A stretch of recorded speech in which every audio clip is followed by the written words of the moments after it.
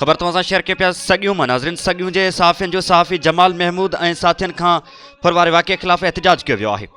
मोहरम ख़ान मंगणे जी report मूजिब सहाफ़ी इताद खैरपुर के अॻवान जमाल महमूद खोड़ो ऐं साथियुनि खां दौलतपुर में थियल फुर वाक़े ख़िलाफ़ सहाफ़ी इताद खैरपुर के सॾ ते नेशनल प्रेस क्लब सॻियूं जे सहाफ़ियुनि ऐं सियासी समाजी तंज़ीमनि जे अॻवाननि जो नेशनल प्रेस क्लब अॻियां एहतिजाजी मुज़ाहिरो।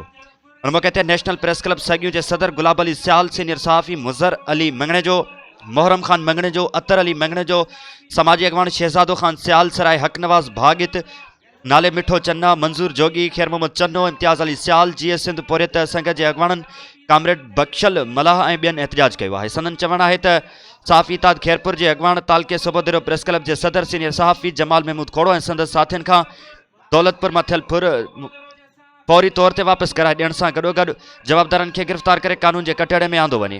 हुननि चयो त सहाफ़ियुनि सां ॾींहों ॾींहुं ज़्यादतियूं वधंदियूं पियूं वञनि। कॾहिं कंहिं सहाफ़ी के हक़ सच लिखण तां क़तल कयो थो वञे त कॾहिं सहाफ़ियुनि खे तशद्दुद जो निशानो बणायो पियो वञे।